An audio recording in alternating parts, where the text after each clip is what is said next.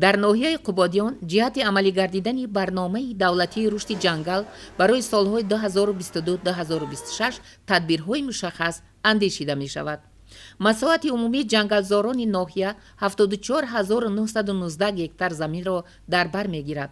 از این مقدار 62.6 گکتارش را باغ‌های آمیخته از آن جمله زردآلو، بادام، آلو، پیسته تشکیل می‌دهند. طوری که مسئولین بیان داشتند مقصد اساسی برنامه دولتی رشد جنگل نگهداری گوناگونی بیولوژی، برقرارسازی، زیاد نمودن مساحت و محصولات جنگل، بیشتر نمودن صفات و تعداد خدمت‌رسانی‌های اکوسیستمی پیشنهاد شونده در شرایط تغییریابی اقلیم، مساعدت بر رشد اقتصادیات، بلند برداشتن درجه نیکوحالی ساکنان با راه جلب آنها به پیشبرد خواجگی جنگل و تأمین بازار داخله با محصولات جنگل و صادرات آن به خارج مملکت می باشد.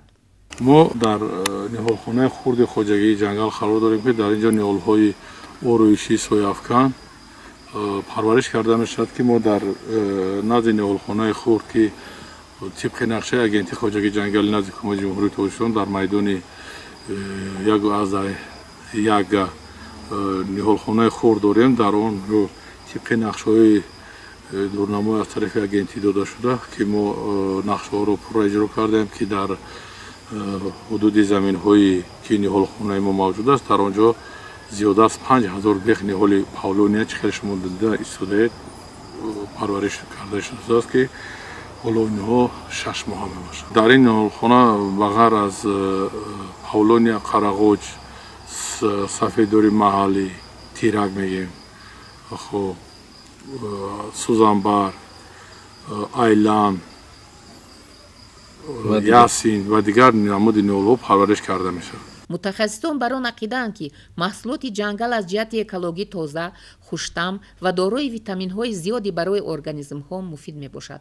از این رو کارمندان مؤسسه پیوسته جهت زیاد نمودن مساحت، نگهداری، برقرارکنی جنگل در شرایط تغییریابی اقلیم تدبیر می‌اندیشند. لازم به یادآوری است که طبق لایحه برقرارسازی استواری لندشافت‌ها در تاجیکستان که جهت زیاد نمودن مساحت زمین‌های نزد سرحدی برقرارسازی سیستم اکولوژی راه‌اندازی گردیده است، در ناحیه قبادیان 175 شهروند به کار جلب گردیده 93.4 گکتار پیسته، 15 گکتار سفیدور، 20 گکتار بادام، 59 گکتار سکسوول و 1 گکتار پاولونیا در عموم 179.4 گکتار زمین را کش نموده به پرورش نهالان مشغولند.